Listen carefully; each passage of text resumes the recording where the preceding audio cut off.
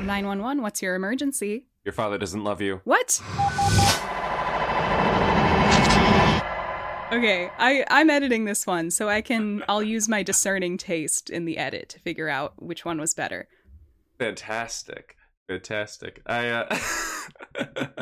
I thought that I'm so glad we went with a silly, goofy, wacky one this time. Yeah. But I will say yours was really, really good. Thank you. Should we just demonstrate what that one was going to be, so that the audience can know the decision process we had? If not just to celebrate the fact that we had 2 good ideas going into this when normally we come in with 0. Absolutely. Because your idea was, I'll do the 911, what's your emergency? Yeah, not only is my new coworker racist, he's also gay. There you have it. 2 equally bad crimes, I must say. It needs to be exactly. said. It needs to be said. And we will get to that shortly. But first, we've got a real good episode for you today, guys. We both loved banger. This one. Mm-hmm. Today, on this episode of the First Respodcast, welcome back to the First Respodcast, the show where neither of your hosts ever introduce themselves because we assume you already know us. We are covering Season 2, Episode 12, Chimney Begins. Yes. And we promise, guys, this time we're not going to slowly come around to disliking the episode like we did last time. Well, maybe we shouldn't make any promises, like just in case, but I'm pretty sure we loved this one. I'm pretty sure we loved this one. I thoroughly enjoyed this episode. I thought it was an absolute banger, and it just made me love having Chim a blast all the more. You know, yeah. I when we were going into it, I was so concerned at the top of the sort of break in momentum in sort of the overall storyline of the season that this episode would provide. It was definitely a bold choice. Yeah, to put this in during such an intense storyline. But the way that they wove it into everything that was going on, it just made what happened last episode feel that much more impactful and like very artistic. And I actually thought it worked really, really well. And you didn't lose any steam in the Maddie storyline by having this flashback episode because of the way that they framed it, and they used sort of the events of the modern day as sort of like a proper framing device, which, as we discussed in Hen Begins, was the thing that episode lacked. So already improvement. It's a very artful episode, not only in Queen Jennifer Lynch's, more unique editing and visual style than is usually present in an average episode of 911, but also the way it weaves into the season, I think, is artful. And I hate to turn it into a negative, but I was watching this episode and I was just thinking about season 8 of 911. I was thinking about the show we're currently watching, and it's not that I think it's bad exactly. In fact, this is bold of me to say when it's been the most recent episode of season 8 as of recording this is season 8, episode 9, which had a lot of wins in it, I would say. Yes, absolutely. But, I mean, dare I say we've never been more back? Dare I say we've never been more back in terms of Buddy and the like, but I was thinking in terms of storytelling, there's something about these earlier seasons where just characters' storylines used to really track and develop in such a natural way, other than you, Eddie. And now it feels like everybody kind of has Eddie storylines, if you'll pardon the expression. It's like everybody's storyline is kind of impossible to predict, and I actually think that's a bad thing because, you would hope that things are natural and unfolding in character enough for them to be somewhat, you can see where things are headed, but it's almost like they're trying to spring things on us. I don't know. This isn't a fully formed thought, but I was thinking about how this is really the prime of the show. I totally agree with you because, and I think it's the Friends problem, right? Of I know. Did you say that you hadn't seen Friends? No, I haven't seen it. Okay, so like what I mean by like the Friends problem is that I feel like this show is in a very sort of awkward place in terms of like its characters' development, where it feels like most of the characters have their lives pretty much figured out. Most of them are married with kids, working professionally, and there isn't a whole lot of more interesting places for their lives to go. I think the reason we're seeing such a renaissance of Buddy and such a focused interest into this particular relationship is because every other main character, it feels like, has their personal lives figured out, except for Buck and Eddie. No, yeah, you're spitting right now, honestly, because it's so true that, yeah, when you think about it, I mean, we've always said, it's kind of the old Buddy adage that part of the reason it makes so much sense is that they're the two characters who have, the only two main characters who have not been paired up with endgame love interests from the beginning. But in addition to that, yeah, like you say, they're now just, period, the only two characters who kind of still have all this growth to do. Yeah. And that is interesting, and I guess it does sort of absolve when people say it's not the Buddy show or whatever. It's true that there is a reason, I guess, that people tend to focus on these two characters in this day and age of the show. Because when you think about it, it's like, what storylines have like Bobby and Athena had this season? Their house burned down and they have to find a new house. It's like, that is a conflict. That is a lot to deal with, but it's not exactly an internal conflict. No, it's not. And it's also, dare I say, not exactly gripping TV once they get into the real estate brokerage side of things. I'm sorry.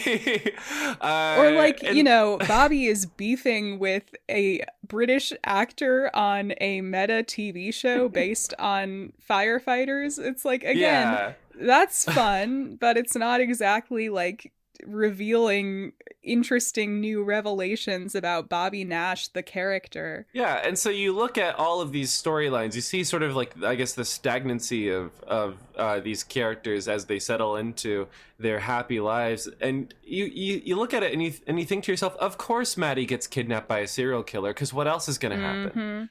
Right? It's like I'm starting to understand why a show like Grey's Anatomy or even like Degrassi, why those shows, part of the reason they survived so long is they continued to introduce new main characters. Yeah. A rotating cast. Yeah, I don't want my original main cast of 911 to go, but at the same time, at a certain point, they kind of will have run their course. Yeah, and so, like, with one thing that actually makes me skeptical of Buddy Buddy canon, and y'all, when I say hear me out, I really mean hear me out. Like, come on. Buck and Eddie are the last bastions of proper character growth on this show. And so, when they get together, that's gonna be it. The show's over. That's it. The show is over. In a Shakespearean comedy, the play ends when the lovers marry, right? All's well that ends well. All's well that ends well. Yeah. And if we want this to end well, as we do, we may need to make peace with the fact that they might not tie the knot until the series finale. I don't know. I don't want that. I want to see them be work husbands and be happy and have marital woes and have the same ups and downs that every other couple gets to have on the show. And I want to see them fuck nasty in the kitchen. Right, but then where do we go from there? Ooh. Is Christopher going to graduate high school and that's going to be like the last little milestone? Because at that point, it's almost like you're just like the monotony of adult life stretched out into 18 episode seasons. Christopher grows up and joins the LAFD and he becomes the new main character. And that's how the show stays alive. Oh my god, speaking of Albert Han.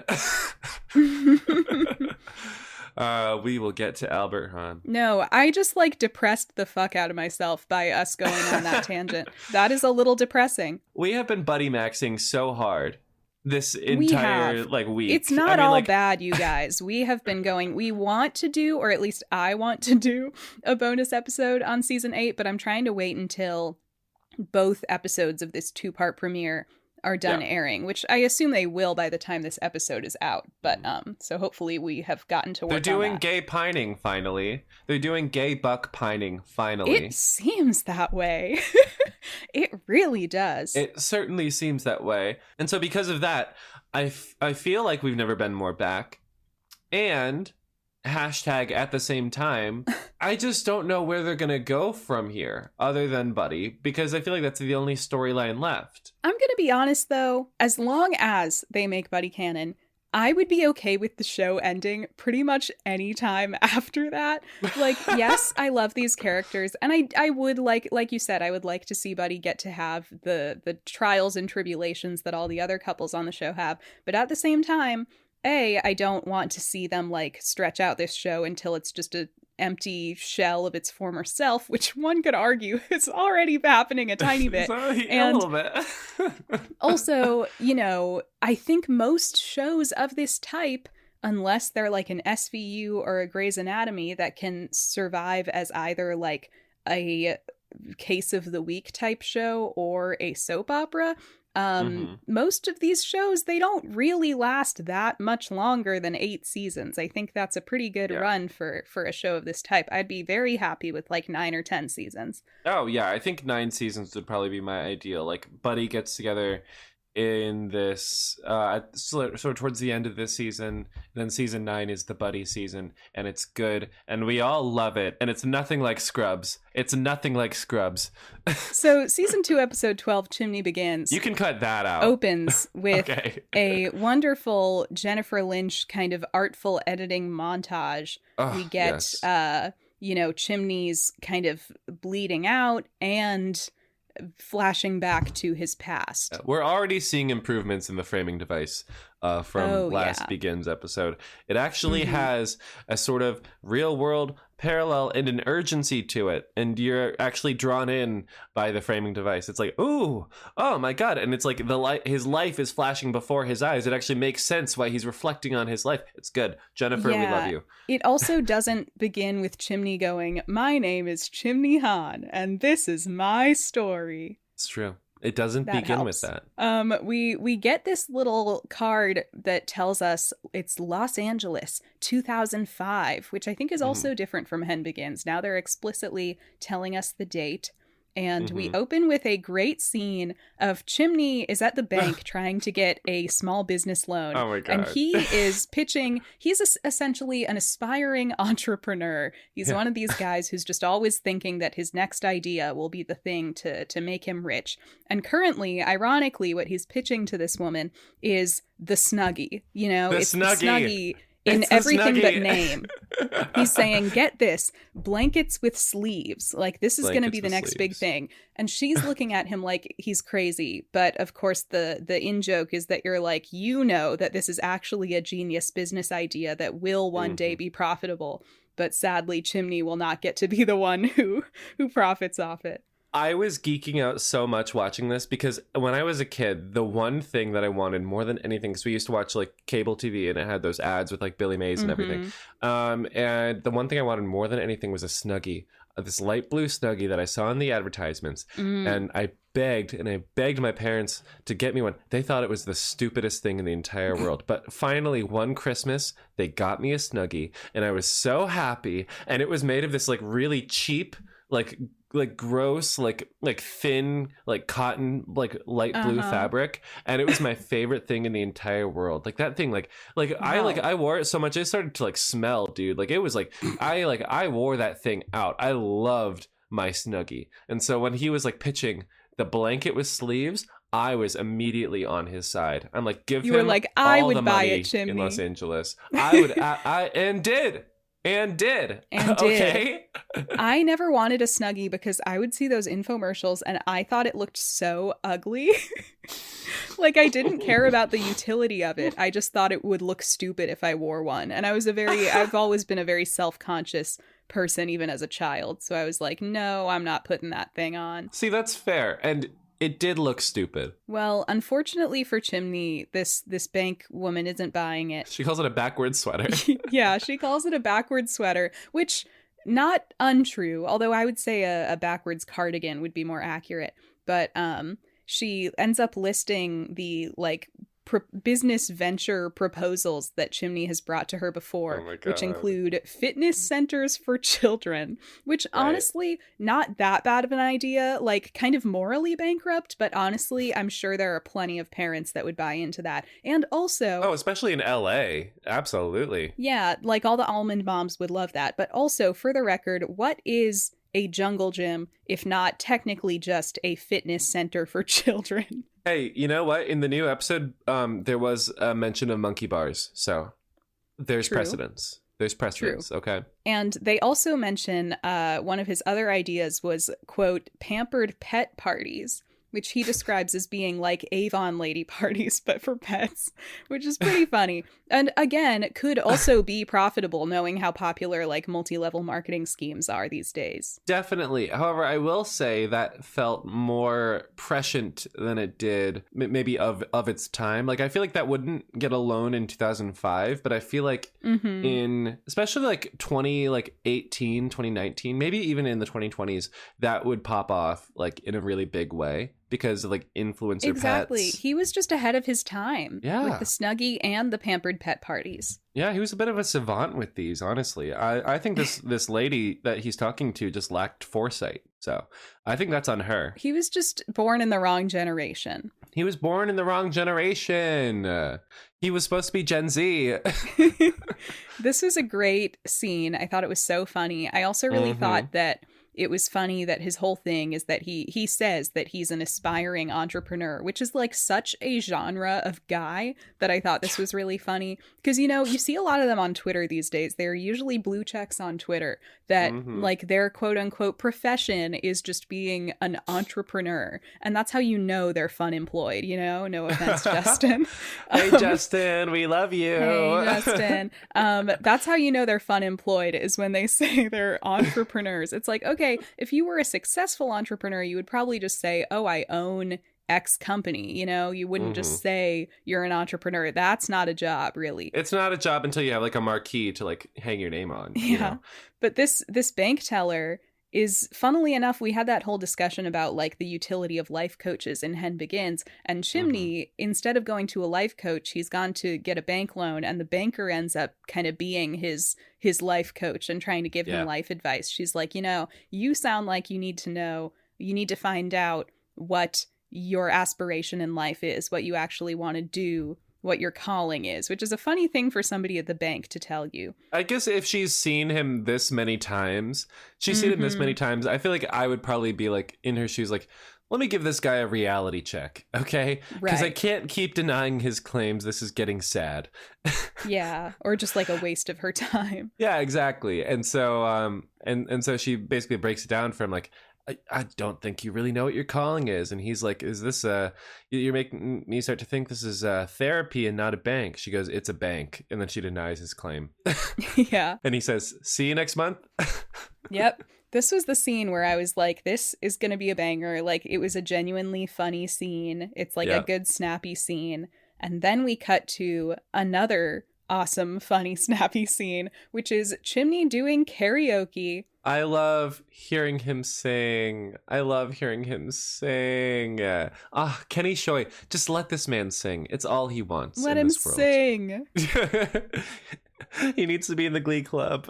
He should have been at the Glee Club. No, I was writing in my notes, he should have been a Broadway star, if we're being honest. That was my thought, is like, he just didn't get his calling, that he should have been on the stage.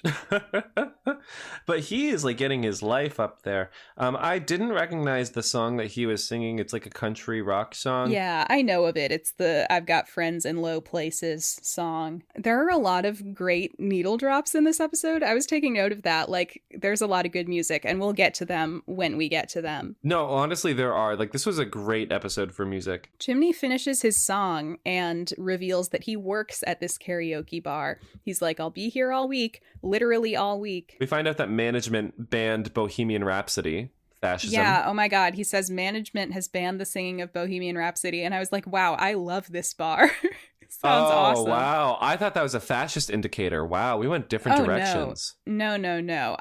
So as I've said before on this show, I'm a Queen fan, and because of being a Queen fan, I'm cursed to resent like the 5 most popular Queen songs being used in everything, and Oh, come especially Bohemian on. Rhapsody. I'm like, lose it. Like, stop doing that.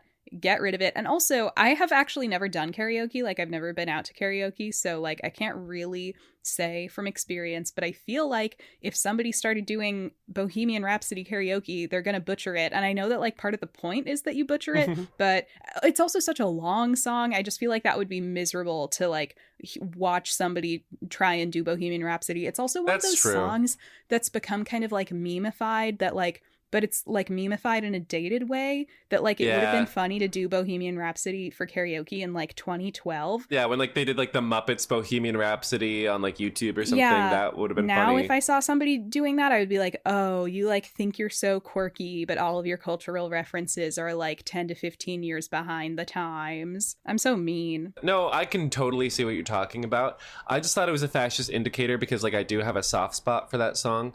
I don't know why. It's such a Yeah, that's the point. The whole fucking world has a soft spot for that song. I know, so it's loser shit to say that you have a soft spot for Bohemian Rhapsody, but I do. I mean, it's pure white people turn. It's like saying you have a soft spot for the Bible or something. I listen, the Bible can be kind of a banger sometimes. I do the Bible for karaoke. No, I feel like you got to do something that's a little cringeworthy if you're gonna do karaoke, because karaoke is so cringe on its face. Like my friend Aisha, and one of her friends were up at karaoke one time. They live in Ireland, and they were at like a Dublin karaoke bar, and this is like 2018, I want to say. And they were doing Total Eclipse of the Heart, and they needed a guy. They needed a guy to come up and do the guy part, so they just pulled a random guy out of the crowd, and he sang the turn around bright. Yeah. Like he sang that. And then 2 years later, they were watching like TV, and they realized, wait a minute, that guy from the karaoke bar was Paul Mescal. What? Oh my god. Yeah. That's a great story.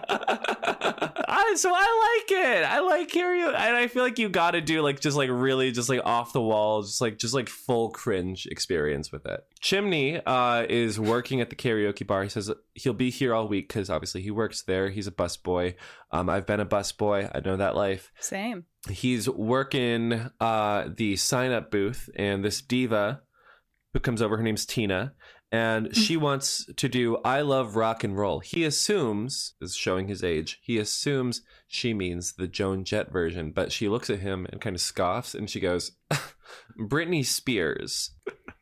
And I thought that was iconic. And it's like, oh, he's like 40 years older than her. No. It's fun. This is a funny episode because canonically, this is what, like 13, 14 years prior to the events of the show. Yeah, he's like 26 or something. Yeah, but they've got like 50-year-old Kenneth Choi play. He's already, I think, older than Chimney is in canon. Yeah, because I want to say that. Yeah, I think they like celebrate Chimney's 40th birthday at some point early on in the show when Kenny Choi was like maybe already in his 50s, and so then they've got already older Kenneth Choi playing like canonically like a 20-something. It's kind of camp. I love it. I love it. The only way they could have made it better is if they did like the George Lopez de-aging, where they just like put the full adult heads on the bodies of these like children. No, but Chimney, I love how much of a loser he's being in this scene. So this like hot young girl is like talking to him about her song choice.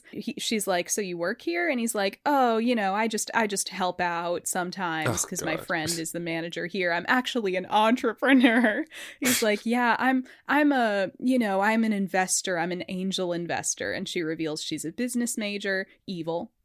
Okay, but she's a business major, so he can't quite like totally bullshit this because she kind of knows what he's talking about. She and her family totally voted for Bush. I just want to say this is 05. Oh yeah. Like aggressively voted for Bush after the invasion of Iraq had already happened. I just found out from a crossword puzzle the other day that Bush was the first, W was the first president ever elected to have an MBA degree, which is funny. It's like he is the president of business majors. Anyway, Chimney, this girl's boyfriend comes up, her like annoying Chad boyfriend comes up to be like, hey babe, let's like go back to our seats or whatever. And she walks away with her boyfriend, and Chimney watches her and overhears her saying, like, the boyfriend says, like, were you talking to the busboy? And the girl says, I was just being nice. Like, his life must suck. It's brutal. Oh my God. This was so, maybe it's just because like this is so fresh in my mind, but this was so Buddy in the House coded. Like this is so Buck sneaking out the back, and Eddie's like, no ties here. Yeah, happening to overhear the most hurtful thing he could have possibly overheard. Literally. Well, then we get a holla Batgirl needle drop. Yes, we do. Very important for the culture. Thank you for bringing that up. Mm-hmm. And we meet a very important character in 911 lore, because Chim is bussing some tables with his coworker, who is also his surrogate brother, lifelong best friend, a fella named Kevin. Kevin Lee. We meet Kevin Lee for the very first time, and let me just say, right off the bat, he is devastatingly handsome. Why did I know you were going to say that? Yeah, he is hot, and it kind of makes it all the more campy that they have just kept like 50-year-old Kenny Choi as Chimney, because the guy they've cast as Kevin is clearly like 30 at the oldest. At the oldest. He looks a lot younger than Chimney, and they do have a line implying that Kevin is younger. He says something about like, you still have your first job of like babysitting me when you moved in, but still, it's like that age gap can't be like 20 years, No. I mean, I figured it was like 5 at the most or something like that, Right. Like, it's just funny. Chimney moved in when he was like 18 and Kevin was like 13 or something like that. I don't know. I'm sure we'll have commenters like who are like 911 Chimney lore aficionados who are like correcting like the specific dates of things, but I'm just going off of the episode, dude. So Kevin is his surrogate brother, and Chimney starts kind of lamenting his lack of prospects, the way he feels like he hasn't found his calling, and how the lady at the bank thinks he should find his calling. Mm-hmm. And I really got what he was getting at here, because he's saying, like, I feel like I should have had this moment where I realized what I want to do with my life. And Kevin is like, I don't think that happens for most people. Most people just want a job they don't hate. But Chimney just isn't satisfied with that. And I totally get that, because I have that feeling too, where it's like, it feels so bleak, this prospect of just like getting a random job. Yeah. Just to pay the bills. Ugh. As long as you don't hate it. It's like you think about it for too long, and you start to understand why like so much of like ennui, like disillusionment art has been made about like being stuck in a shitty job and feeling like your life has no purpose. Being what? Being like stuck in a shitty job and feeling like your life... What did you say? Sorry. Being trapped in a shitty job and feeling like your life has no purpose. Yeah, exactly. And like it is really bleak to think about, honestly. Like I don't want to dwell on it too long, to be honest, because it just makes me so sad. It's okay, Ryan. The country might not even exist in the next few years. And then we'll all have to start over. I hope so. That, or we can just become content creator oligarchs when that's the only remaining job that exists, when everything is freelance. Hey, we have the foundation. We have our foundation. But Chimney's talking to Kevin about, he's been hustling since he was like 16. He's had over like 100 jobs at this point.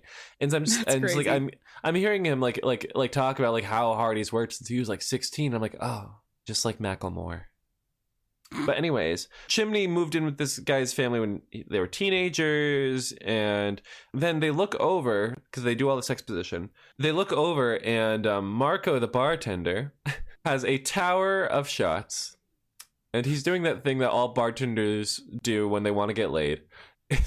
He breaks out like the fucking like gas blowtorch or whatever the fuck, and he tries to light him up. Why did he think this would be a good idea? Is there a way to safely do this? Because it didn't really look like it. No, it's fire indoors.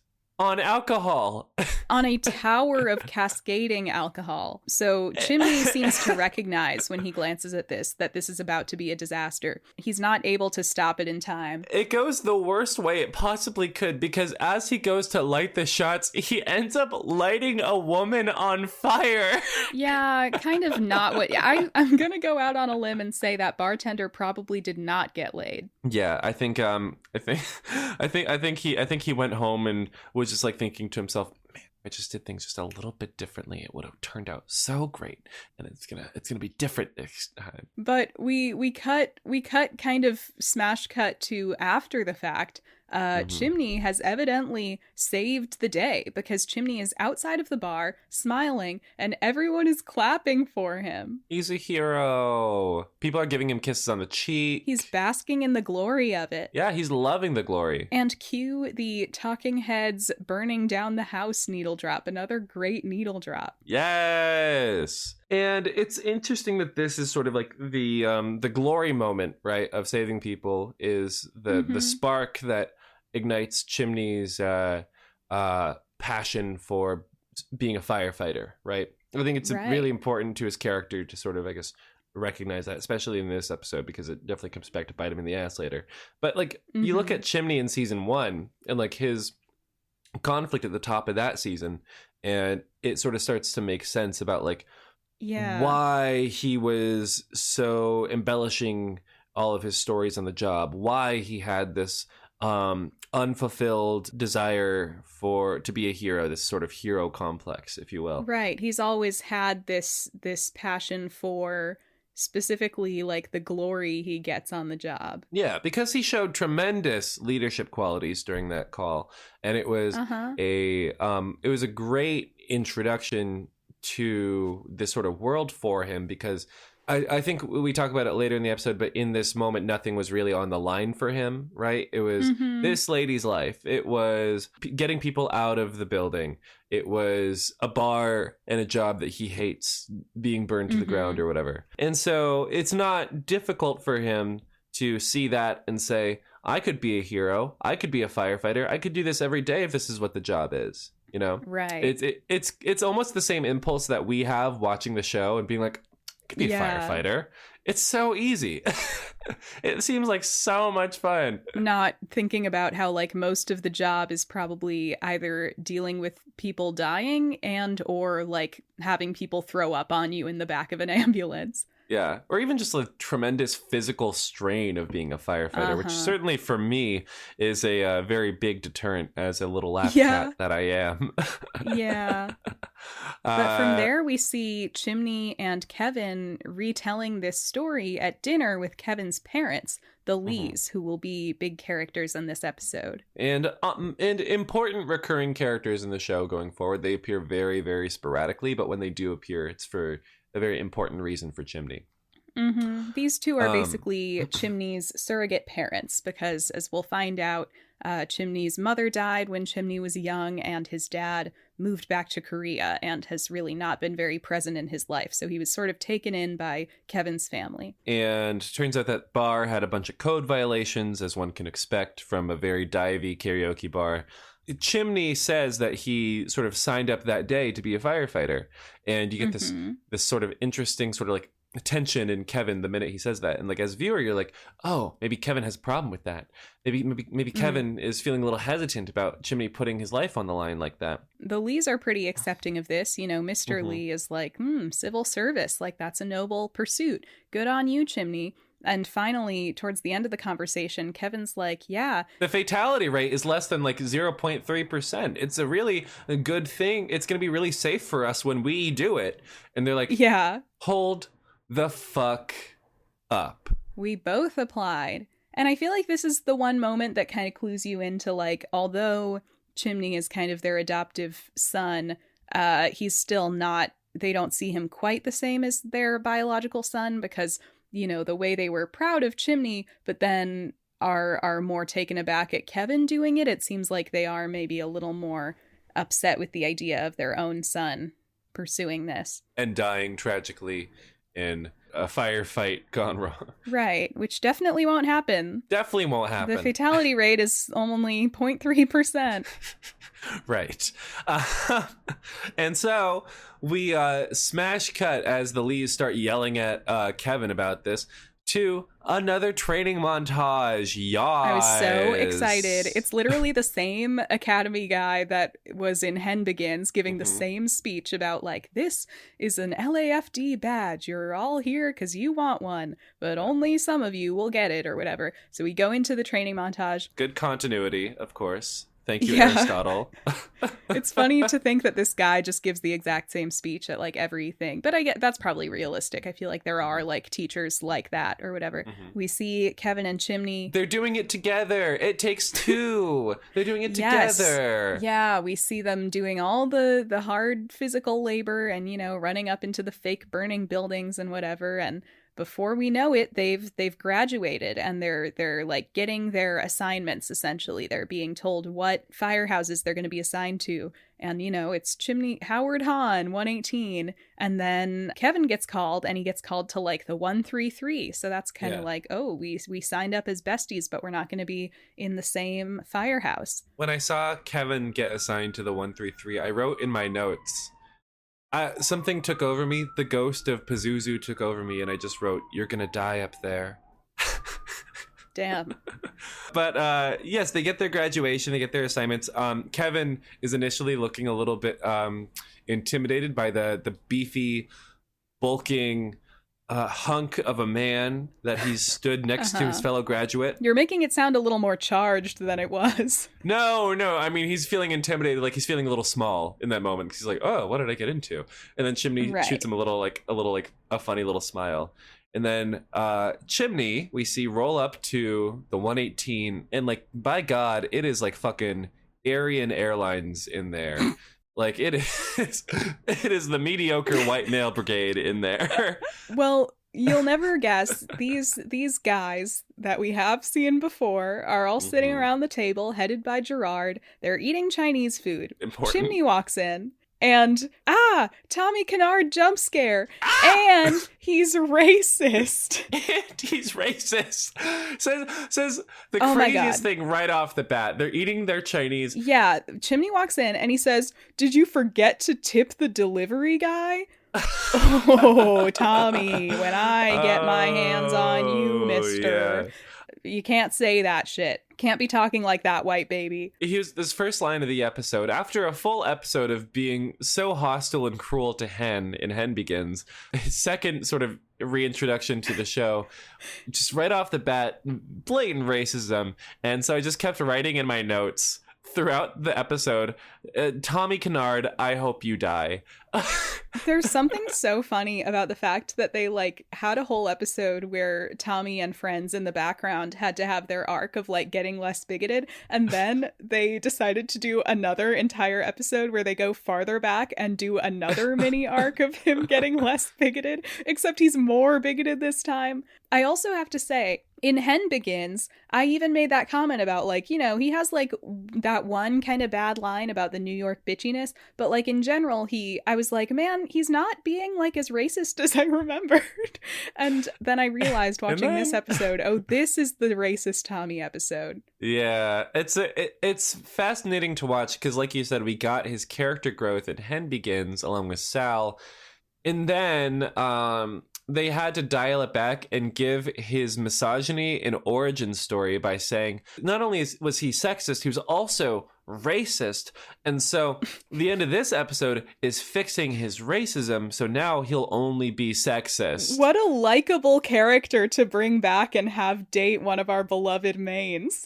I love it here. Oh my God. It's Happy all over, Loomis. Ryan. They broke up. It's all over. You can rest now. It's just fascinating to see, because like you fix a character's bigotry in one episode only to make them more bigoted, and by going back. It's just like, what kind of 4D chess is this? Are you trying to get us to like this guy? It is hilarious that like before he came back as a love interest, his main function on the show was being the racist coworker.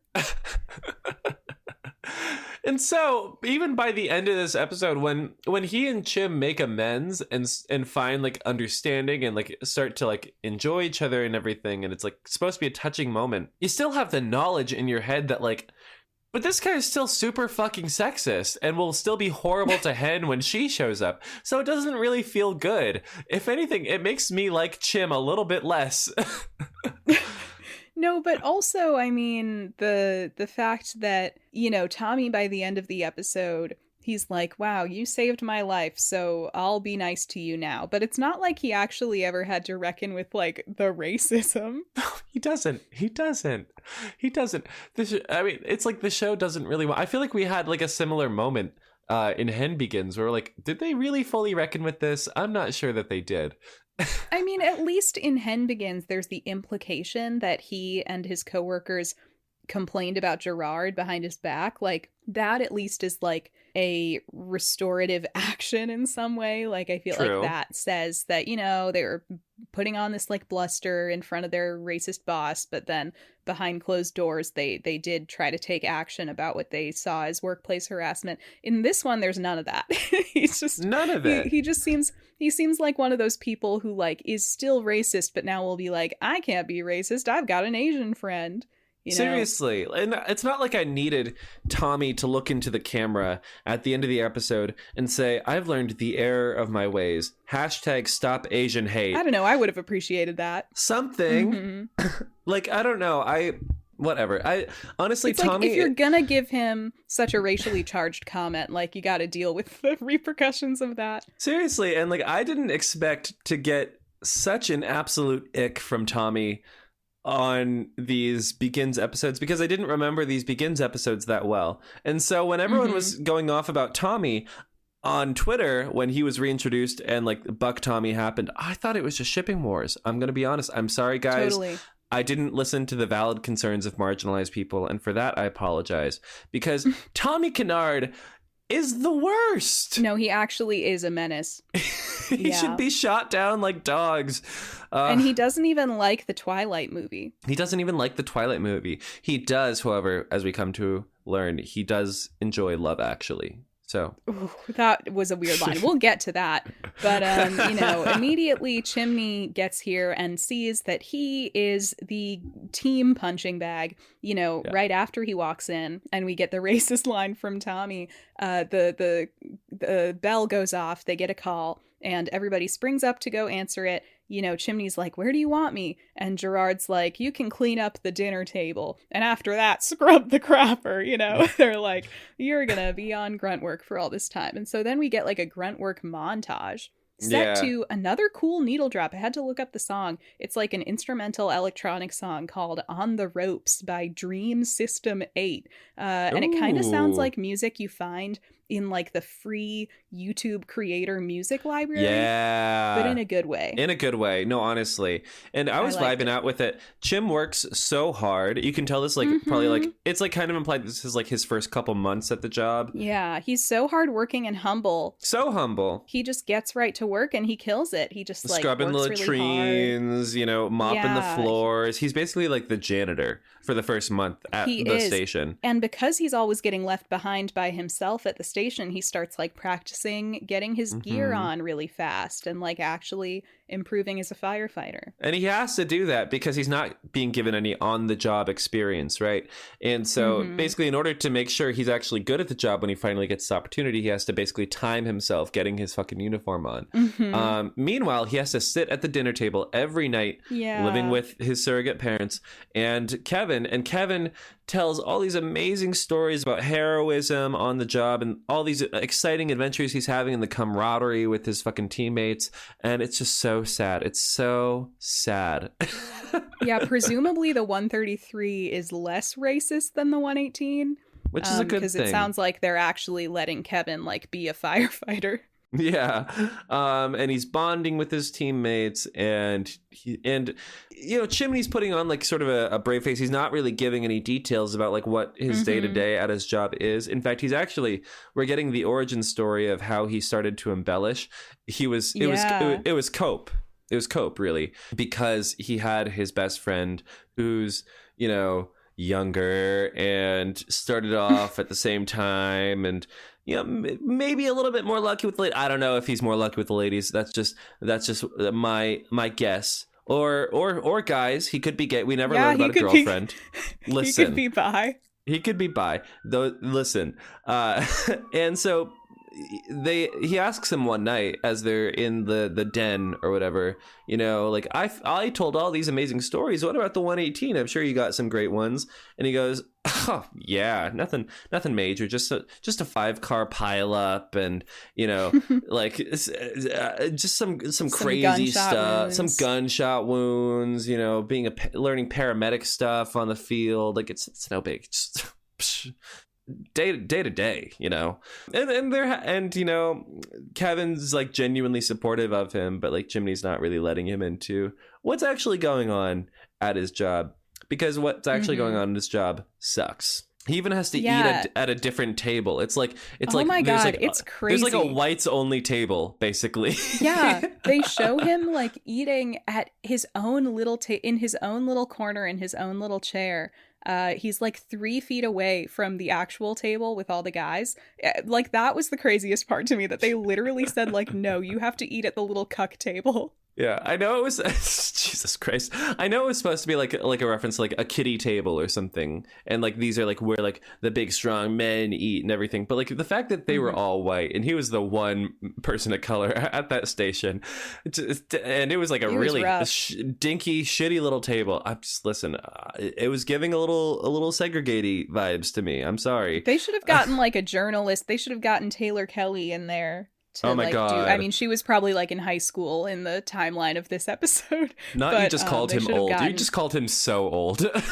It's 2005. That was a while ago. That's true. She was listening to Paramore and like smoking spliffs under the bleachers. It's true. She was. Yeah, they should have gotten somebody in there to do like an expose on the most racist firehouse in America. And I feel so bad for him because like he talks later in this episode. We're gonna get to it, but like, he talks later in this episode about like he saw these firefighters as such heroes and everything, and then it's like such a crashing like down to reality sort of moment of like, literally don't meet your heroes because they will treat you like garbage, like hot garbage, because they might be Tommy Kennard. Literally. But one day while they're all out on a call and they've left him behind, like a little dog with the TV on, waiting for his owners to get back. This lady rolls up to the fire station in her car, honking and stuff. And her husband is seemingly having a heart attack, a medical emergency resembling a heart attack. And Chimney is presumably in the middle of his like personal training, getting into his gear. So he's in full uniform. And he's the only one there. And so we get a little paramedic origin story from him. Presumably he got this training during the academy of like basic medical training, learning how to identify these things in the field. And he gives the guy a little bit of a breathing exercise, right? Inhale, count of 4, exhale, count of 4.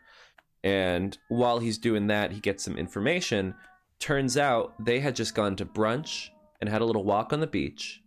And brunch. And he finds out they were at an all-you-can-eat buffet, and that the guy really took advantage of the buffet. And so, as he starts to breathe a little easier, he's like, oh, I'm feeling better. And Chimney's like, yeah, I think you might just have indigestion. And then you probably got scared and had a panic attack, which can feel like a heart attack. I've got to say, I've had like this exact same health scare. I feel like I have like health anxiety. And like one time I kept myself up for hours with an anxiety attack because I had like a slightly tingly leg and convinced myself I was getting a blood clot. So I feel this guy.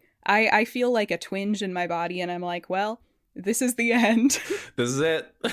Hope the world liked my contribution. Peace. No, I feel that. Then they, the lady hugs him and everything, and the dude, he's like, thank you so much. Appreciate it. I feel so much better. I don't even need to pay my medical bills after this, because we were going to go to the hospital. And I like this scene because really nice. From like a narrative perspective, you could argue that like, this doesn't like move the plot along per se, but it's like sort of a moment where Chimney gets to, it's partially like leading him towards being a paramedic, but also sort of a moment where he finally gets to feel useful, despite having to stay behind and be so unincluded in everything. Yeah, it's his first real, it's his first real thing he does on the job, right? Mm-hmm. And so I really liked sort of the inclusion of this as like, and the fact that like none of the other characters even know that this happens. It's like just a moment only for him, because the 118 comes back from their call, and Gerard and Tommy are talking whatever, presumably straight. They're talking about where to get dinner, and I must say they're talking about where to get dinner, and Gerard says, wasn't your girlfriend supposed to come cook us dinner? And now it's canon that may have been Abby, which is hilarious. Although I think in the context of this episode itself, prior to the Abby reveal, it just reads as gay Tommy having a quote-unquote girlfriend that quote-unquote lives in Canada. But even that's then, kind of the vibe. But even then, that's gay seeds in Chimney Begins. And so like... No, I agree. I think that's what they were getting at. It really makes you wonder, like, what were they cooking with Tommy Kennard before they brought him back? Like, in the writer's room, like, from the perspective of the writer's room, what were they cooking? The Abby reveal wasn't planned truther, but I am a Tommy was always supposed to be gay truther. Well, you know where my heart is in this conversation. You know that my truth, my lived experience is that was Abby, that he was coy about bringing around because he didn't want the boys to see just how not into her he was. And of course, it makes it all more tragic that the fact that this is 2005 and we meet Abby in 2018 and she'd only been broken up with Tommy for a year, which means that this was at the very least a 12-year relationship. Okay, that's the other part that seems obviously unplanned about it to me, is there's no way Abby and Tommy dated for 12 years. If that was canon, I mean, it is, but like if it were like planned, that would be literally the most tragic thing I've ever heard. Isn't that so devastating? Abby deserves to kill 10,000 people if she wants to. Literally, oh my god, the most crazy. Devastating idea, and it's so juicy and it's so good that I have to accept it as canon. So please indulge me. She would have lost like from the age of 30 to 42, which I think is how old she was in season 1. She lost all that time to Tommy Kennard. Gay racist, pick a struggle. Gay racist Tommy Kennard. Oh my god. And no wonder she had to go to Europe. No wonder she had to have Eat, Pray, Love. She lost 12 years of her life. She deserved to like bomb a government building if she wanted to, and she didn't. And she's a better woman than me. She is a hero for that in my book. Honestly, I like it just makes it all the more understandable why she wanted to, get away and like catch up on all these life experiences she missed out on. She's like, I wasted all my hot years on Tommy Kennard. Not just on my dead and dying mother, but also on the worst man on the planet. I'm sorry. Like girl, you go have your Eat, Pray, Love experience. But once again, to me, it's obvious that they didn't plan the Abby thing from the beginning. And so isn't it hilarious? Do you remember that person on Twitter who was trying to claim that Abby was like racist and complicit in Tommy's racism because she canonically dated him when he was racist? I did see that. I'm like, you guys are dumb. I'm sorry. That person is stupid. Here's the thing about... if they weren't cooking Tommy Abby or whatever the fuck they're... Tabby. If they weren't cooking Tabby... If they weren't cooking Tabby... And even if they weren't cooking gay Tommy, then by God, what were they cooking? What were they cooking? I need to know. Maybe they were gonna do like a one-off arc where Tommy comes back and he's revealed to be like a serial bomber or something. Like a racially and gender motivated like serial bomber. Oh And my God, that's that would what have been they the were cooking. twist. That would have been the finale twist. Sorry, spoilers, but that would have been the finale of the season twist. Mm-hmm. That's why Yeah, the thing he's happened actually that the bomber. happened. He's actually the bomber. But then, like, Lou Ferrigno Jr. was too busy filming, like, SWAT at the time, and so they couldn't get him for those episodes. He was too busy reflecting on his days burning Jordan Parrish alive in Teen Wolf. Mm-hmm. The only good thing he ever did, no. I think that actor appeared in one installment in the David Dakota 1313 movie franchise, which you may not know about. I don't. But this is a series of really, really Z movies that director David Dakota produced over the years. You know, he's the guy who did all the Wrong movies on Lifetime. Right, of course. And he has a long and storied history of making terrible Z movies, some on higher levels than others. The 1313 series are like actually garbage, like the lowest of the low of what he does. Oh my God. And they're all movies where like a bunch of shirtless guys just like walk around a house for like an hour and a half with really bad lighting, camera work, editing, etc. Jane, I feel like I've seen this. No, that was a different movie. Okay, continue. It was just every other movie in David Dakota's filmography. Anyway, I think Lou Ferrigno Jr. is in one of them. We could do that on our one-day Patreon that we're going to make one day. That would be a great Patreon video. David Dakota's 1313 starring Lou Ferrigno Jr. But we go from, because they basically walk past Chimney as he tries to tell them what happens, and he has this little like dejected little sad dog moment as his owners don't love him. And then we sort of smash cut to that night, presumably he's feeling a little neglected, and so where should he go but of course the source of his ultimate neglect, a video call with Dad in Seoul, right? This is the Chimney's parents are the worst storyline beginning. And guess who answers the call? It's baby Albert. Little kid Albert. So we see it's all kind of implied here, but basically Chimney's dad has moved back to Korea at some point, and he actually remarried and had another kid who presumably Chimney barely knows. Yeah, he's like actually put his parental attention onto this other kid named Albert. I just have to say, shout out to Chimney's dad for naming his kids Howard and Albert. Like, he really didn't love his sons, if that's the best he could. No offense. No, yeah, he set them up. No offense to anyone named Howard or Albert. Howard or Albert. But like the first thing that comes to mind when I hear the name Howard is Howard the Duck. And the first thing that comes to mind when I hear the name Albert is Fat Albert. So it's like they're just it's not doing your kid any favors, you know? I'm just thinking like two guys, like two office workers in like an 80s Chevy Chase comedy about how hard it is to be a suburban dad. Like that's what Howard and Albert are giving to me. Yeah.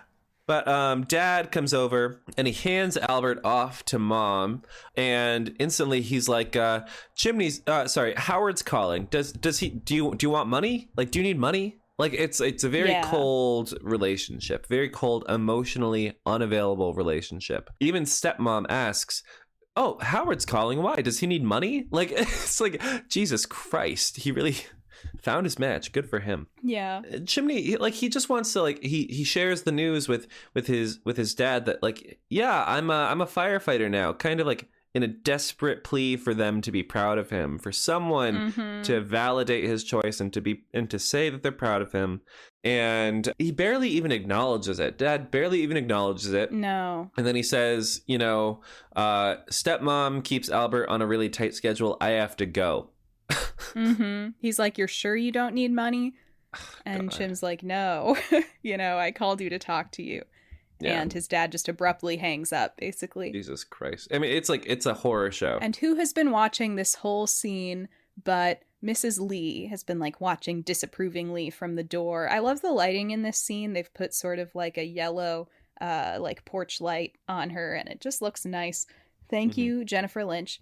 Shout out Jennifer. But then, Chimney goes back inside and he and Mrs. Lee have this wonderful conversation. I love this scene so much.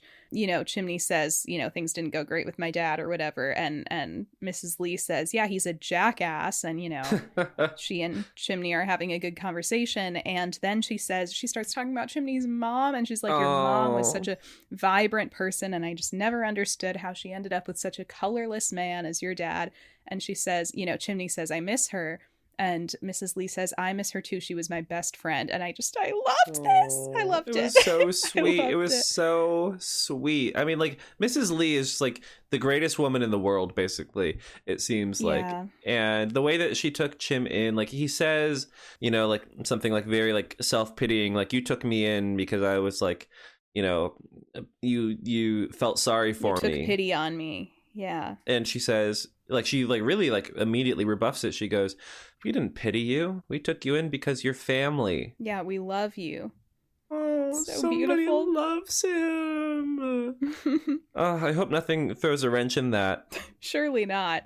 But Chimney then in the next scene arrives at the 118 and nobody fucks with him. It's like he's passing all these people and like none of them even want to look at him. He gets into the glass dressing room. I mean, the changing room, the locker room, whatever you big burly men like to call those things. That you totally can't see into and offers inadequate amount of privacy. Yeah. He goes inside of Tommy's glass closet and he tries to connect with Tommy. He starts asking him, like, what's your thing, man? I've seen every movie. I know about all this stuff. You want to talk cars, whatever. Like, you can talk to me about it. Like, he throws like a Hail Mary pass, like sports, like Broadway, like, what's your thing? And Tommy like ices him out like I've never seen in my entire life. I've never seen someone ice someone out like this. He like refuses to even look at him. It's really weird. Doesn't acknowledge it's like the level of like schoolyard, like, I'm not paying attention to you, like, levels of like immaturity. This is like the kind of thing when like you're married to someone you hate and you have like a terrible fight and then the next day like she won't even look at you.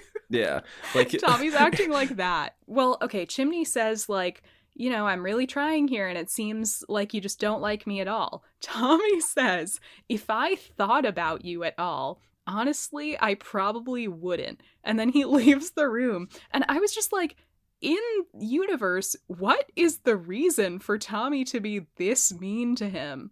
Like, racism. Later a character tries to offer an explanation that I'll get to in a second, but it does not seem like an adequate explanation for this. No, it doesn't. This is just pure antisocial behavior. Like, this is insane. Imagine someone talking to you like this, especially one of your coworkers.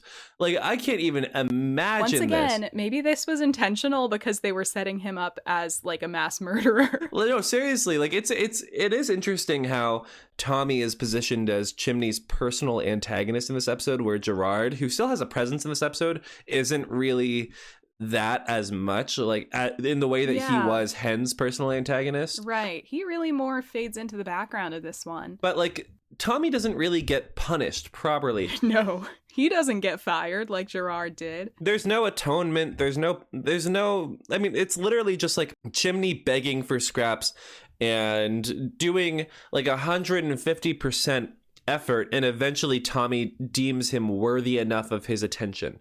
Like, this is infuriating. And it's also weird. It's also weird because like we're only seeing this from Tommy. Like, yes, the whole team is ignoring him, but the show chooses to focus in on the fact that Tommy specifically won't talk to him, and it's like, it's just weird. Is Sal even in this episode? I don't even know. But it basically, the result to me is that it makes it seem like Tommy is like uniquely anti-Chimney. Yeah. Buck's first boyfriend, everyone. Buck's first boyfriend. Isn't it great that this guy comes back and gets to kiss our beautiful boy? This is the representation that we deserve. Not the representation we need, not the representation we want, but the representation we deserve for being such bad little piggies or whatever the fuck. Like, it's like the show is making fun of us. They're taunting us. Like throwing us a bone and then like yanking it back. You want buy buck? Here's the worst option. The monkey's paw curls. Literally, the monkey's paw. To be fair, you do hear about like racist white gay men, and maybe this is like the representation for all those guys out there. Sure, why not? Why not like all of them are racist, but just no, like I know what you a very mean. Specific segment. I was just thinking, like, how funny would that be if that was like Tim? Like, he got so fed up with buddies that he decided to like represent this sort of like side of the community in the worst way possible. It would be fine. You can have the racist guy. You want gay so bad, take it. On this scene, I thought one funny explanation for why Tommy doesn't respond to any of Chimney's being like, what's your thing, is that maybe he just has a really boring personality and like he doesn't have any interests. It caused like a moment of self-reflection, and he's like, oh my god, what is my thing? He like went home to furiously start getting into a bunch of things, and that's actually what he lists to Chimney at the end of the episode. It's like the Riley Degrassi scene, but instead of like how to not be gay, it's like how to not be boring. Things to have. That's so sad. How to have a thing. Like but Tommy ices him out and he walks out, and what's his face? Eli. Ginger guy Eli. A paramedic on the team named Eli walks in and actually invites Chimney out with him on the job for the day. To do some yucky work. Full of fluids. Yeah, guess what? We get another montage. There were so many fun montages in this episode. We get another montage of like Chimney doing gross paramedic stuff. He's like getting somebody throwing up all over him. He's, there's a guy bleeding all over him. Apologies to all the paramedics listening. Your line of work is extremely noble, and we have nothing but the utmost respect for you. But I think even you can agree, sometimes it's gross, okay? No, exactly. I have so much more respect for them because of how gross it probably is. It's like how I similarly to Buck, I have respect for the heroes that are garbage men. Yes. Garbage people. The sanitation workers. That's probably the more PC word for it. Garbage men. What was the joke we made? These men are garbage. What was the joke we made about grave diggers, like maybe being offensive to grave diggers? I was just like that's true. It's not woke to call them garbage men anymore. Here's it's not the thing, even gender inclusive. Whenever you ask me about like a joke we've made in the past, unless it's a recurring joke, I'm definitely not going to know what you're talking about right off the bat, because that would require me re-listening to our episodes. Well, I remember all of them without re-listening, so think about that. Right, you're right. I'll jot that down. But Eli tells Chimney, and I quote, "The job is science meets rock and roll. If we don't improvise, people die," or something like that. I like that. The job is science meets rock and roll. What kind of person would say that? Eli seems cool. I like him, I guess. Yeah. But he mentions when they get back to the station, Eli starts kind of comforting Chimney about everybody hating him, and he starts implying that all the firefighters are shunning him right now because they're kind of waiting to see if Chimney will stick around, and they're protecting themselves. They don't want to get attached if he doesn't stick around, which, if we were talking about anything other than the behavior of Tommy and Gerard, maybe this would be valid. But knowing how Tommy has been acting in this episode, it's like, I actually think it's there's a little more going on than just that here. That doesn't quite satisfy me. Maybe we do actually need Aristotle to come in and deliver some harsh truths about institutional racism in this episode. Because to be clear, we mean the writer for 911, Aristotle Sakis. We're not talking about like the philosopher. But unless. Yeah, maybe that would help too. I love that they're having this conversation, and like he's basically explaining to Chimney why everyone hates him. While everyone that hates him is playing foosball like 7 feet away. Yeah, and definitely it's like within high earshot or something.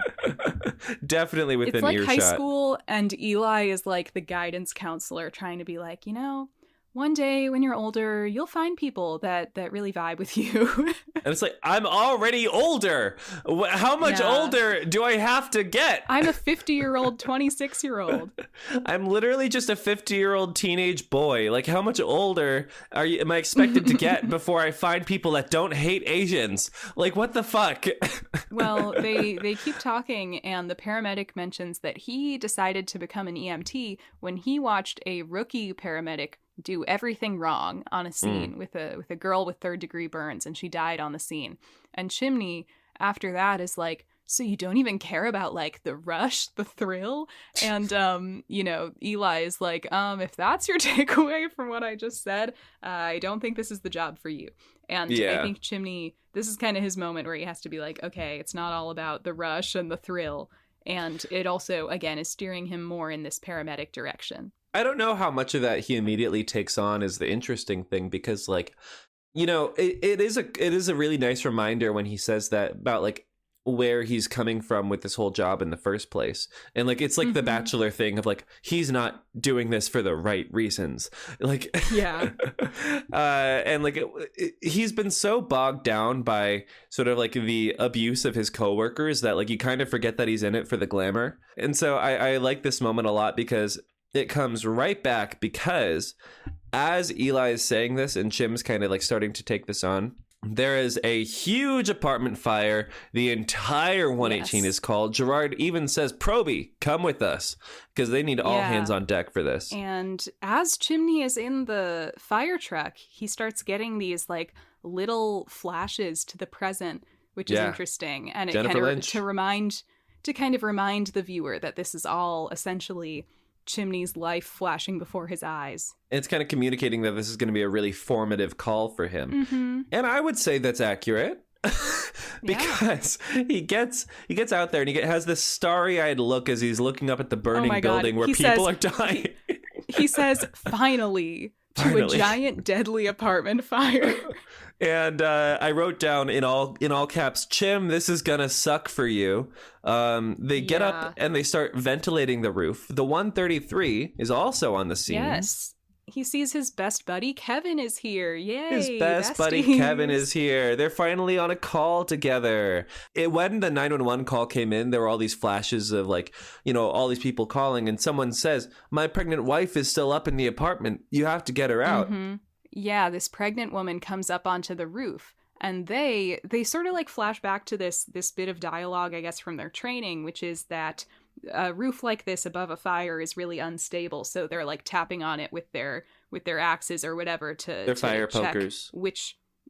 They're fire pokers to check which parts of the roof are stable enough to support their weight and which parts aren't. And, obviously this pregnant woman doesn't have any of that or know that. So they are trying to yell to her, like, stay where you are, don't move. She's like too disoriented or panicking to really take that in. She starts to walk, and Kevin, he kind of looks at Chimney and he just makes this split-second decision. He runs over, and right as she's about to fall through the floor, he like pushes her out of the way, and Kevin falls through the roof into this inferno. And Chimney catches the woman, but he looks and he realizes that Kevin has probably just fallen to his fiery death. Yeah, like excruciating. Like, there is not enough like flame retardant like clothing in the world to like keep the flames off of him.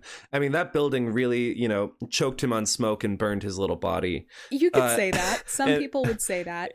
And I feel like you can tell that this is how deadly it is by the fact that Chimney doesn't even move to like try and get him out. Like, it seems that it would just be an assumption that, like, oh, he's dead as fuck if you fall into that. I mean, because you see the flames, and, like, as he falls in, the flames even gouge, and, like, it looks really intense, and, like, it's like, oh my god, like, he is, like, immolated within, like, seconds, man. Like, the writing is on the wall.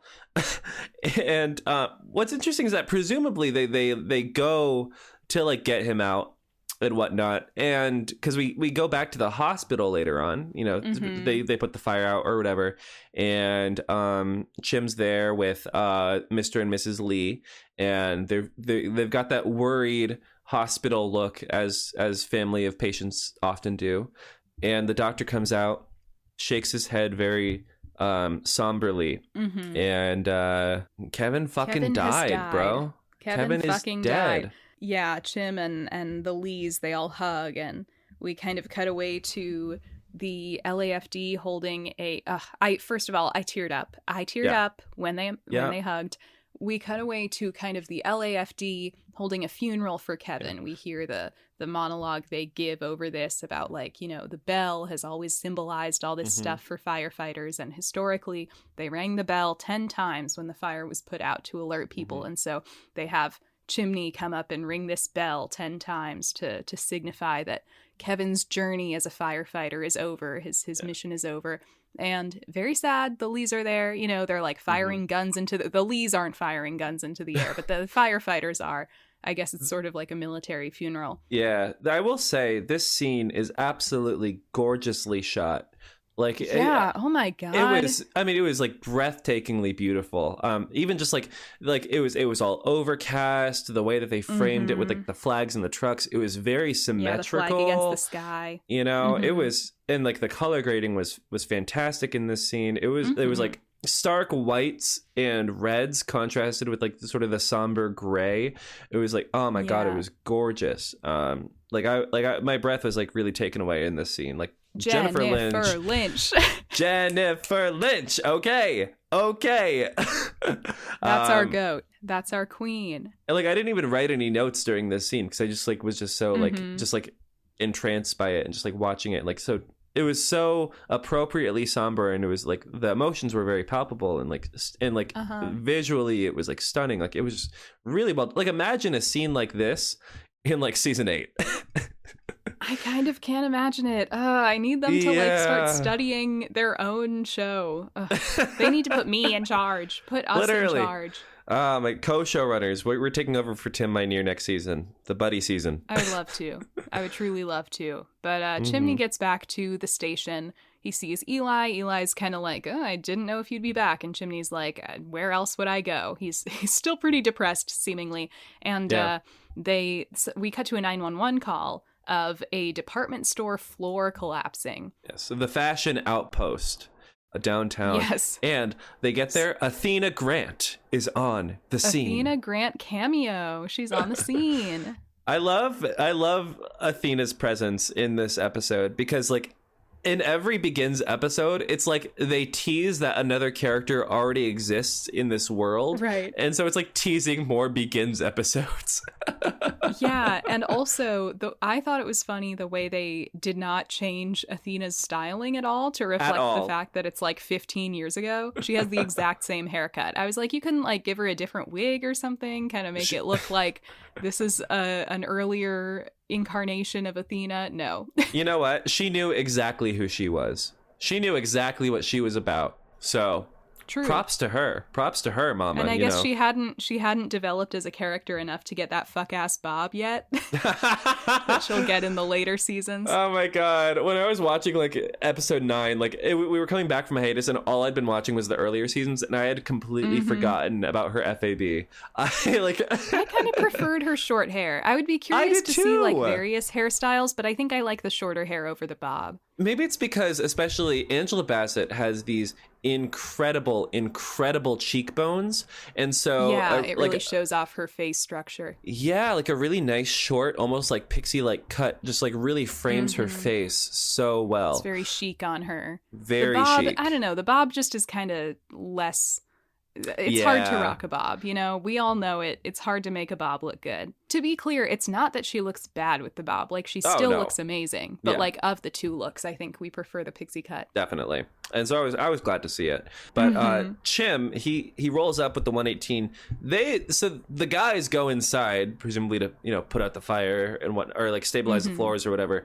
And Chim is probably still pretty traumatized from his last time responding to something like this with unstable footing. And so he says, I'm going to hang back with Eli and do some triage. And Gerard's like, whatever, do your thing.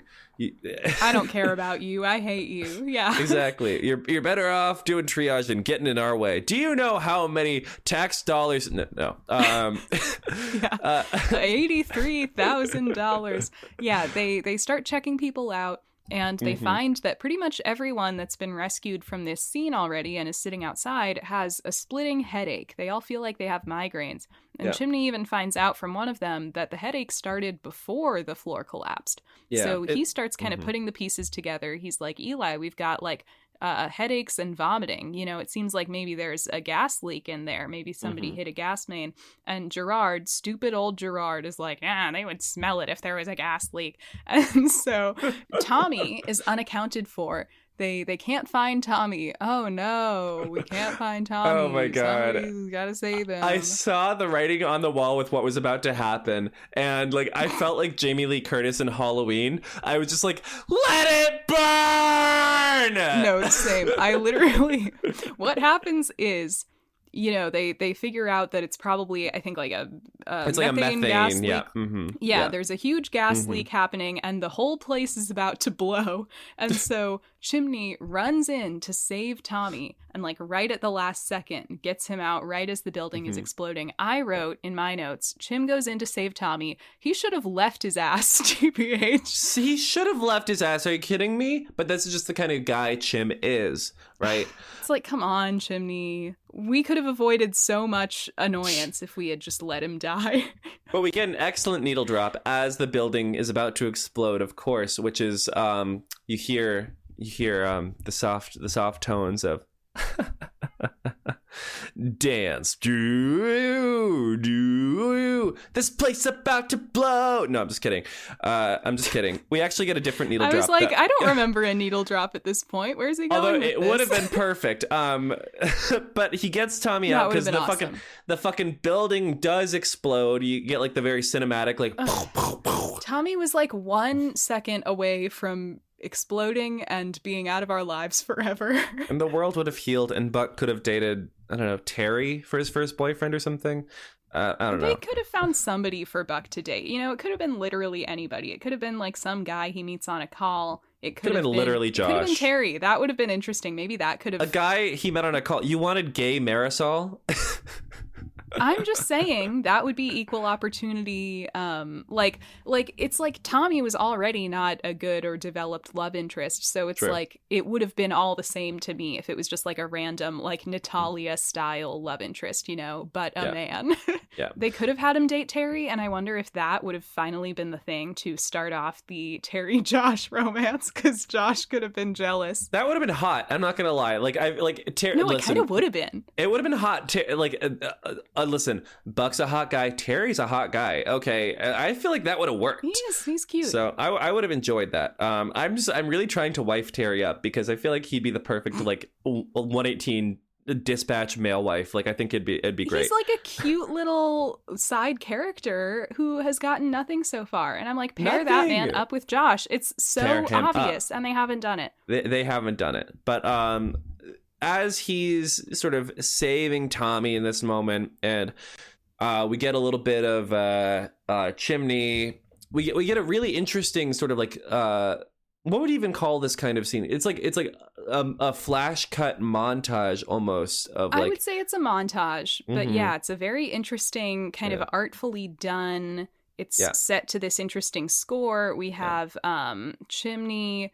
He's in like the hospital waiting room, but he's flashing forward to himself bleeding out. He's flashing to like him in just sort of a dark, empty void. He's like in the waiting room getting like the blood on his hands and wiping it on his face. You see blood on a coffee cup, you know. Yeah, there's a quick cut of like his coffee turns into blood. They zoom out at one point and they've put footage of the fire, I think the one where Kevin died, on the hospital TVs. I was like, yes, so good. Direction, yes, production design. This is so cool. Such a cool choice. So good. And the song that they're using is Exit Song by Radiohead, which my CW fellow viewers will know as the song that plays in the season 1 finale of The 100 when Jaha sends the Ark to the ground. It made me so happy. And I guess to Everybody Radiohead fans, say that will also thank make you, Jennifer. She made thank you, Jennifer. Happy Women's History Month, everybody, because this is herstory. This is herstory. This is herstory right here. It wasn't just in the making; it was made.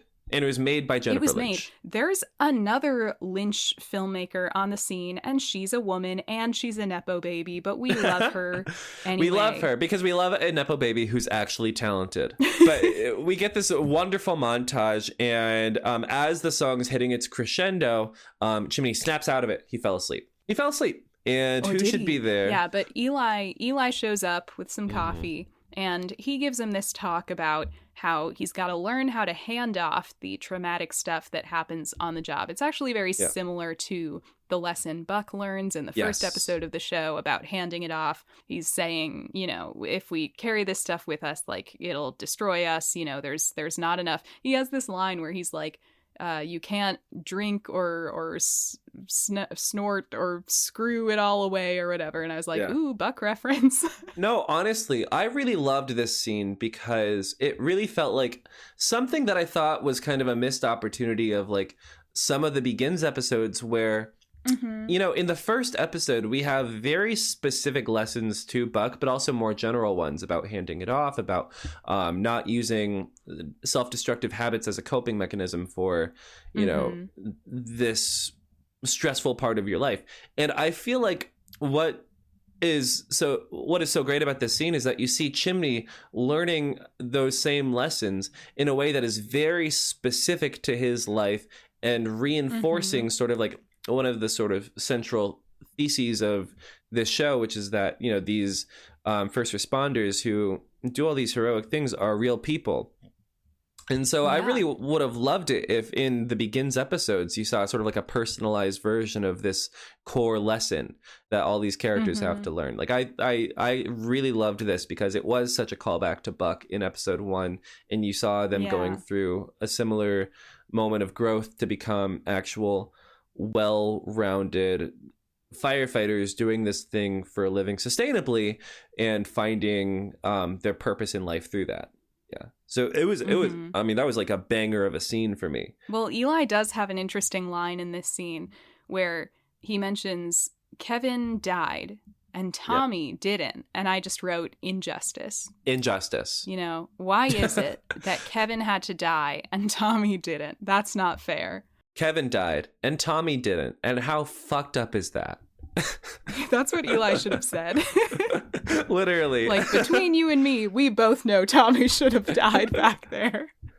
And the world would be a better place if he had. And would.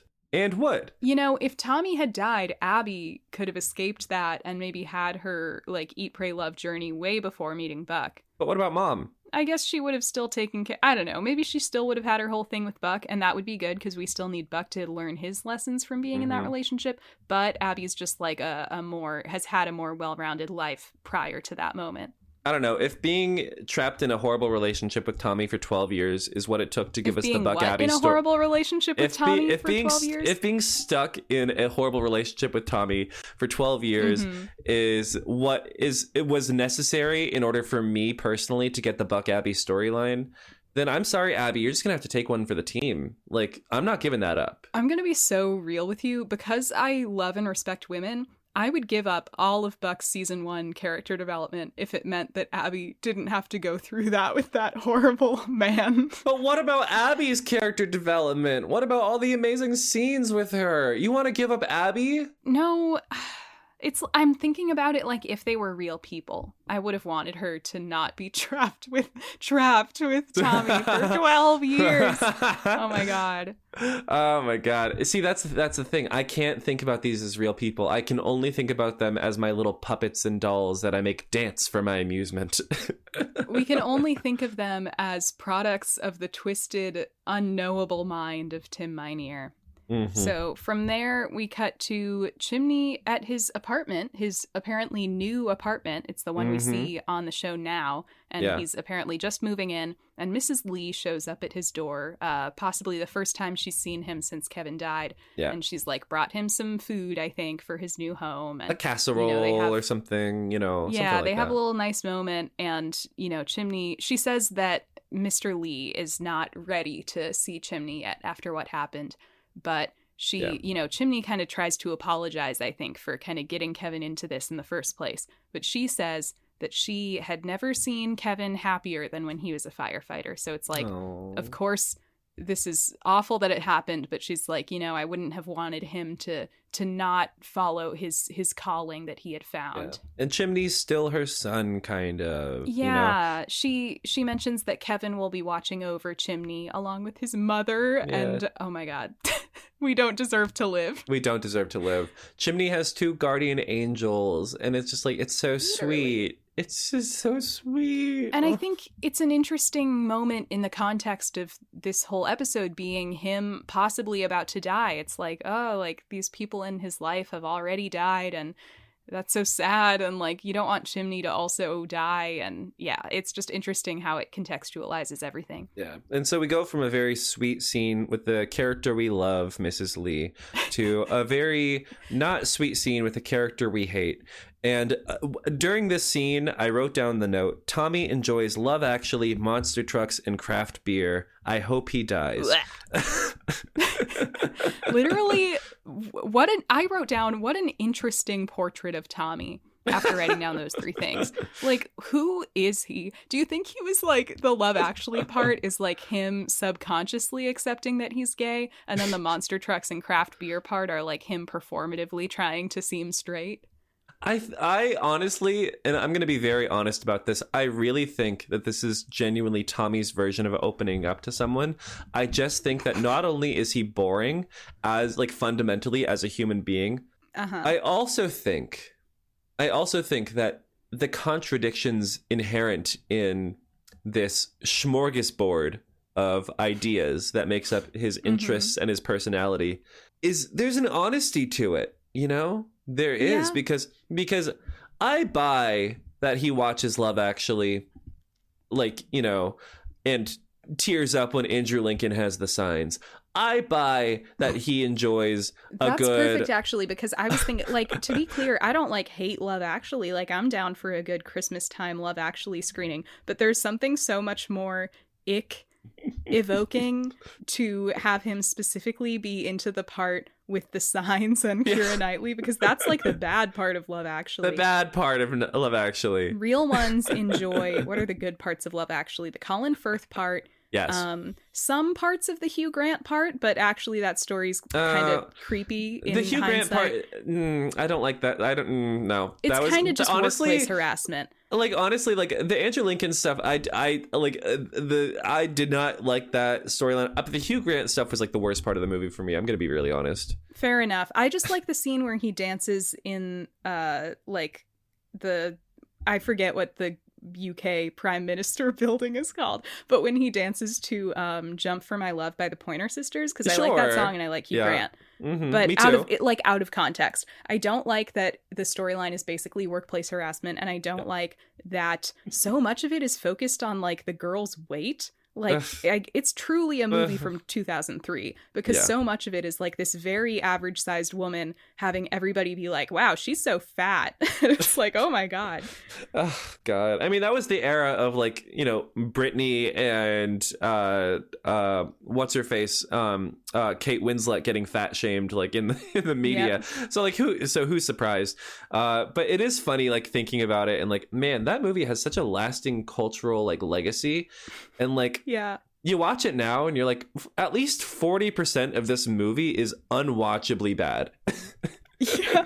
The Colin Firth segment is fine. Oh, and you know what else I like? I like the Liam Neeson kid who voices Ferb segment with that girl.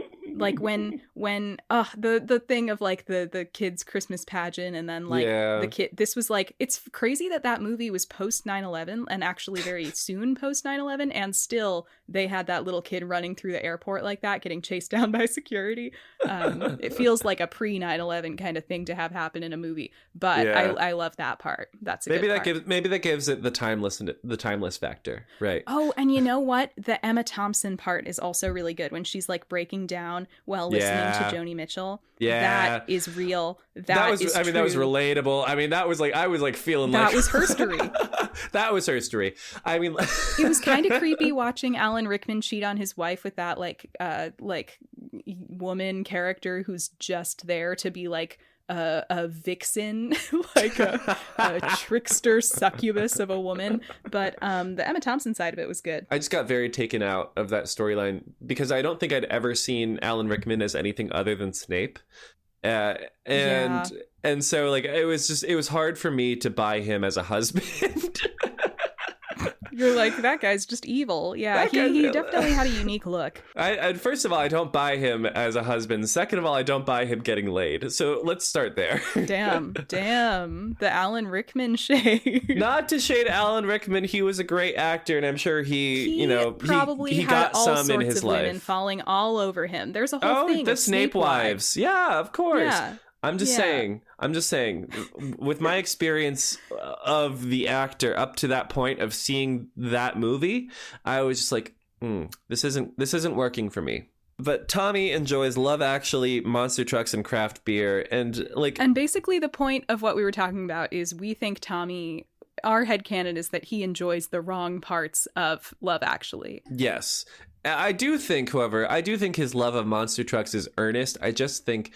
And I don't think loving monster trucks is embarrassing. I think Tommy loving monster trucks is deeply embarrassing for him specifically. I get you. Like, if we were into monster trucks, it would be cool. It'd be dope if we were like going to like a monster truck derby. Like, that'd be so much fun. We should do that. That'd be so fun. Field trip. Oh my god, the Patreon. We went to we'll Monster Truck Derby monster truck and poured show. one out for Tommy Kennard. Yeah, I hope he dies. I'll pour one out into the toilet. Am I right? I'm thinking about what he and Buck bonded over, and it's leaving me with like only craft beer. No, yeah, you're so right. Half of what they did together was just drink beer together, which, to be fair, Buck and Eddie do a lot of that, and they're lovers. So, but it was kind of, with Tommy, it was like, first of all, we've already discussed how a pitcher of beer on a date isn't very romantic, in our opinion. Monster trucks are not... I'm just trying to picture, like, did they go on a monster truck date together? Did they watch Love Actually on a date together? I'm going to be honest, I don't see Buck enjoying either of those things, because I don't know that Buck really enjoys earnest, sincere romantic media, and I don't think I feel like he would kind of like that sort of thing, but maybe not Love Actually specifically. Not Love Actually specifically. I feel like if he liked like earnest, sincere romantic media, it would have to have like a twist of some sort, you know, like a really like a really earnest, sincere cow hoof cleaning video or something. No, I mean like it'd have to have it'd have to be this boy and this girl meet and fall in love while they're teenagers, and he's on his high school rowing team and they're going to the Olympics, and it has polio or something. I feel like you should write that screenplay for Buck specifically. With only one viewer, write... Evan Buck Buckley in mind. Exactly. And as long as he enjoys it, my life is complete. He's like, I can't believe the guy rowing crew found the secret to the polio vaccine and cured his polio-stricken girlfriend. And it sends him down like a Wikipedia rabbit hole about like the history of polio and like how it's been almost eradicated, but like in some parts of the world it's making a major comeback because of the unavailability of vaccines, and like there's danger of it coming back to the US with the anti-vaxxer movement. And it's like, wow, this is like 3 days worth of like research for him to just spout off while he's at a call about a woman choking to death on her own hair.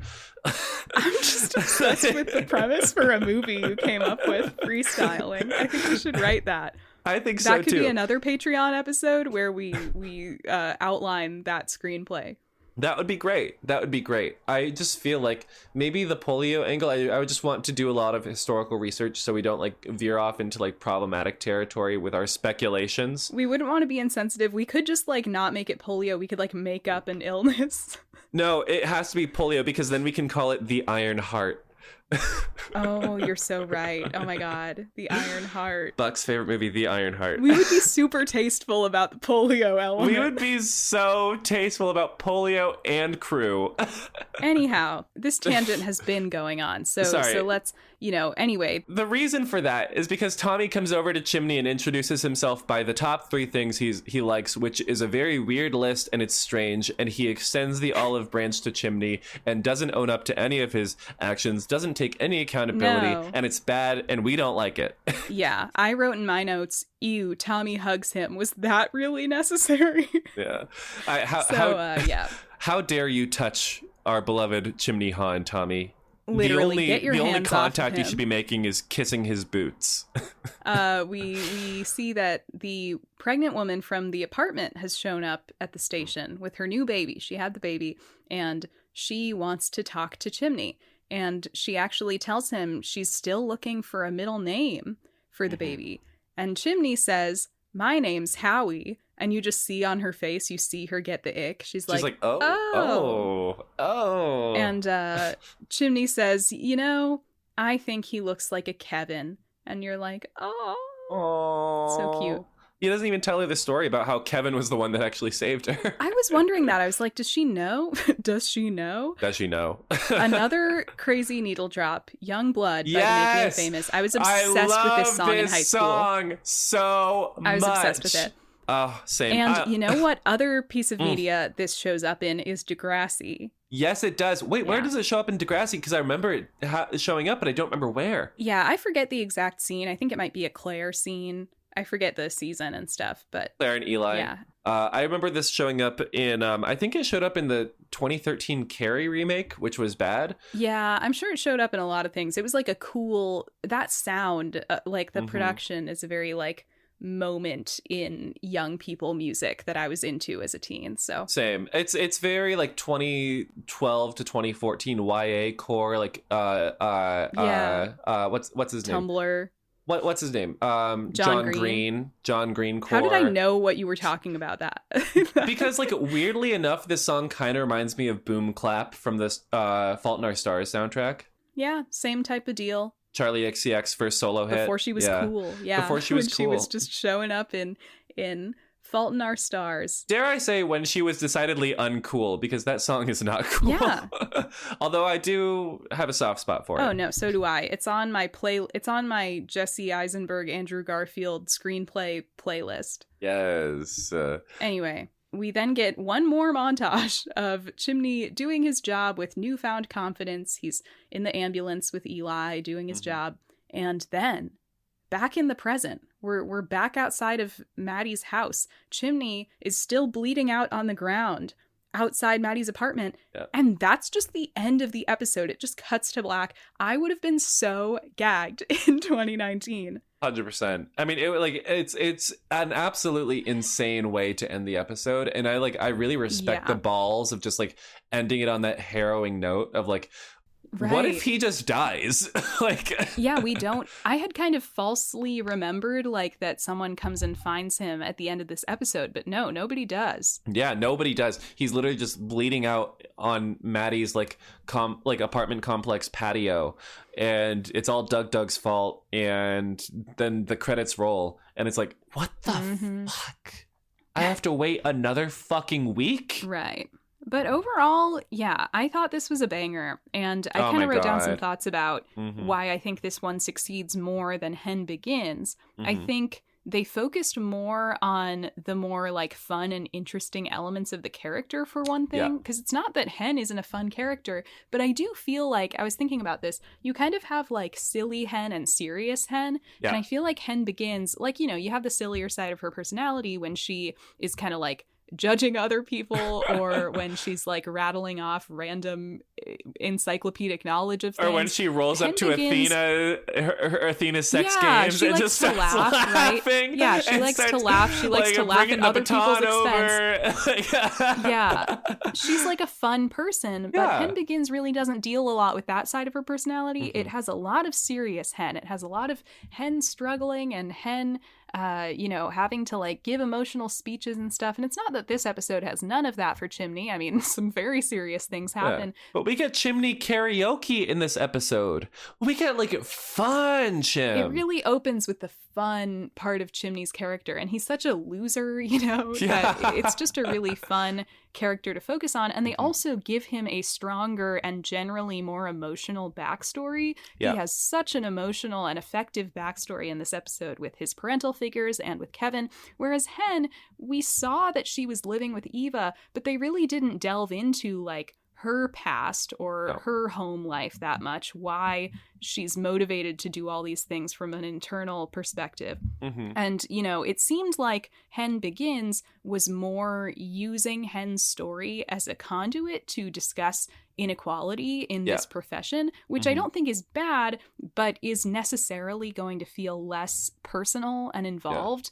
Whereas this was really more about Chimney, the character. There is a part of it that almost feels kind of like inappropriate to take an opportunity to explore a character and their sort of like maybe their complex relationship with the institution that they work at, or their backstory or their motivations, and you use that opportunity to talk about ideas and to talk about sort of like identitarian struggle, which are important conversations to have, but when you have them at the expense of character writing, it just becomes a missed opportunity, and it makes it feel almost tokenizing in the way that it's presented, right? Like I can see that. When you're like making like a one-off episode centered so firmly around one character, you're basically creating like a sandbox for an actor to play in and to explore their role with a lot of depth and with a lot of nuance and with a lot of attention given to them. And so it's important to, in my opinion, it's really important to give them something really emotionally poignant and insightful to connect with. And I'm not saying that Hen Begins is completely devoid of that. I think we did learn a lot about Hen's motivations for becoming a firefighter, and I thought that on paper it did the job well. I just think that what they did here was so much more interesting and was so much more impactful, like on a very personal level, because of the things that, we talked about today. Yeah, I think it's a much better character study. Yes, definitely. And the episode, it is strange how the pendulum kind of swung in the other direction, where a lot of the identitarian issues didn't get fully resolved. Tommy's racism, I could have maybe done with like a happy medium where the whole episode isn't just like this kind of didactic opportunity to use a character who's a minority to like discuss larger issues in a sort of on the nose way, but an episode that's still like, owned up to, had characters have to be held accountable for those things or acknowledge these things for what they are. I don't know, because it's as much as we did like this one, it's like there is kind of a weird disconnect of like still choosing to have Chimney face a lot of bigotry but not really be able to talk about it. Yeah, it's like there's this elephant in the room, which is Tommy's racism that kind of looms over a lot of the episode, and like they're just like, we're not looking at it, there's no elephant. Or, it's clear it's a very intentional choice to have him make that racially charged comment right off the bat, and then nobody ever has to really acknowledge that. So that's interesting. Putting myself in the writer's shoes, like I guess like I would understand if they were trying to go for the idea that like in a firehouse of all white guys, casual racism, especially one that's based on assumptions, like assuming Chimney is Chinese when he's established to be Korean in the episode, and making a snap judgment about him being the Chinese food delivery guy based off of that is an example of casual racism in the workplace that often goes unaddressed in the real world. But I mean, like, this isn't the real world, right? Like, you still have to address a TV show has intentional choices, whereas life does not. So that was a fail for me. But the rest of the episode was a win, I would say. I agree. A strange thing to say, but it's honestly like the rest of the episode is like it's so solid and it's so focused on Chimney and exploring his character with a lot of depth, which we've gotten a lot more depth from Chimney this season than we did last season. But there is still a part of me, like in the last few episodes, that felt a certain distance from the character because we didn't get this groundwork that's laid in this episode. So I'm really pleased with what we learned about him. Yeah, like Chimney is a fully formed, well-rounded character at this point. Yeah. Oh, no doubt about it. No doubt about it. And with that concludes our discussion of Chimney Begins. So many valuable takeaways and discussions in this episode, I would say.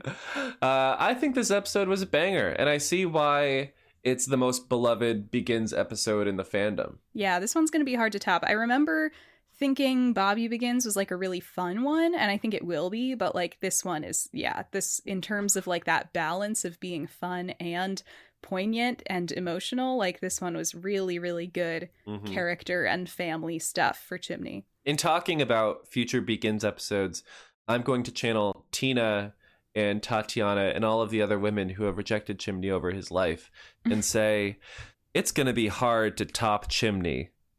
But I mean, who would want to top Chimney? Wow. It's me. I would love to. No, I was going to say, I feel like lots of people would top Chimney. He's a great guy. He's a catch. Hot. He's a catch. He's funny. We love Chimney. He's ripped as hell. Oh my God. Well, he has a calendar to prove it. Somebody top that man right now. Right now, Maddie, if you're done being, kidnapped and stuff. Yeah, truly the answer to that question is Maddie would want to top Chimney. And does. And maybe on that note, we can say goodnight. Good night, sweet children. Thank you for tuning in. Good night to everyone in the world except Tommy Kennard. Fuck that guy.